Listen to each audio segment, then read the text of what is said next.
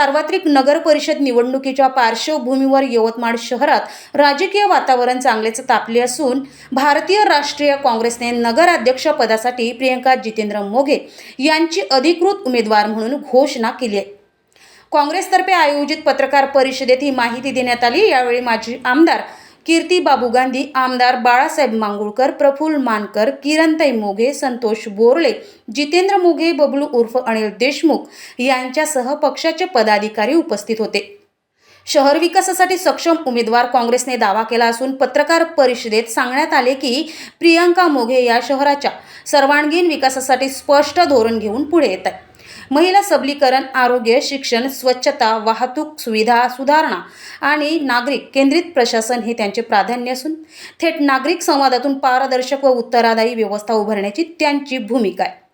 प्रियंका मोघे या माजी मंत्री शिवाजीराव मोघे यांच्या सून असल्याने प्रशासनिक अनुभव आणि नियोजनाची परंपरा लाभली असल्याचे पक्षाच्या नेत्यांनी नमूद केले।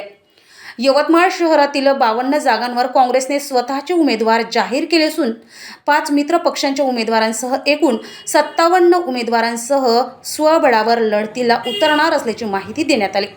भाजपवर नगर परिषद प्रशासनासंदर्भात गंभीर आरोप करत यावेळी बोलताना आमदार बाळासाहेब मांगुळकर यांनी सध्याच्या नगर परिषद प्रशासनावर टीका करताना गुंड प्रवृत्तीला आश्रय, ठेकेदारांच्या माध्यमातून कामकाज, खोट्या बिलांचे व्यवहार तसेच शहरात दारू वितरणासाठी मोठ्या प्रमाणावर NOC वाटप झाल्याचे आरोप केले। शहरातील अवैध व्यवसाय, जुगार, मटका भिंगरी यांना काही घटकांकडून समर्थन असल्याचाही आरोप त्यांनी केलाय। एकदा आम्हाला संधी दिल्यास स्वच्छ, सुरक्षित, सुंदर शहर उभारण्याचे काम गतीने करू असे आवाहन त्यांनी जनतेला केले। माजी आमदार कीर्ती गांधी यांनी शहरातील विकास कामांच्या गुणवत्तेवर प्रश्न उपस्थित करताना एकाच रस्त्यावर पुन्हा पुन्हा डांबरीकरण करून निधीची मोठी लाट करण्यात आल्याचा आरोप केला।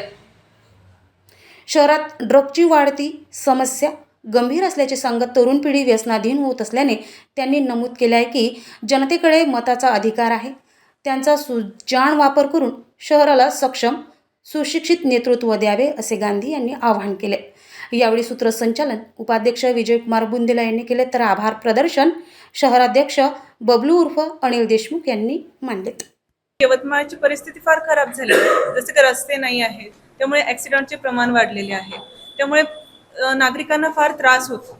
दुसरा जो मोठा प्रश्न आहे तो आहे स्वच्छतेचा। घंटा गाडी येत नाही, स्वच्छता नाही, त्यामुळे नागरिकांचे आरोग्य चांगले नाही राहत, रोगराई पसरते। अजून मोकाट जनावरांचा मोठा प्रश्न आहे, सर्वात मोठा जो प्रश्न आहे तो मोकाट जनावरांचा आहे, त्यामुळे रस्त्यावर फिरणे कठीण होते रात्रीच्या वेळेला। स्ट्रीट लाईट तो प्रश्न आहे। आणि नगर परिषदेच्या ज्या शाळा आहेत त्याचा दर्जा आपल्याला उंचवायचा आहे आणि बांधकाम परवाना जो आहे तो चांगला म्हणजे खूप साऱ्या फेरफटका मारा लागतात नगर परिषदेमध्ये NOC भेटण्यासाठी। त्याच्यासाठी मी ऑनलाईन भेटण्याचा प्रयत्न करीन। जे काही काम करेल ते आदरणीय बाळासाहेबांच्या नेतृत्वाखाली करेल आणि ज्येष्ठ नेत्यांच्या मार्गदर्शनाखालीच करेल असं मी सांगते। आणि सर्व प्रभागामध्ये उभे असलेले आमचे आघाडीचे उमेदवार पंजा चिन्ह, काही ठिकाणी तुतारी चिन्हावर उभे आहेत आणि या नगर परिषदमध्ये स्वच्छ प्रशासन आणण्यासाठी आपण सगळ्या लोकांनी, मतदारांनी आमचे जिथे जिथे उमेदवार उभे आहेत त्यांना बहुमताने निवडून द्यावं असेच मी आपणा सगळ्यांना विनंती। कुठल्याही सामान्य नागरिकाला आपलं जे एक यवतमाळ शांत प्रिय होतं ते कुठं नेऊन ठेवलं असा प्रश्न साहजिक मनामध्ये येतो। एक उदाहरण म्हणून सांगतो, तर बाळासाहेबांनी सांगितलं, प्रफुल्लबाईंनी सांगितलं, आपणही गेला असाल हा जो आपला वाघापूरचा बायपास आहे लोहाऱ्यापासून नागपूरचा, आता तो रस्ता तिथं एकही खड्डा नव्हता। म्हणजे मी त्या रोडनी रोज जातो, लोहाऱ्याला माझी कंपनी असल्यामुळे मी रोज जातो।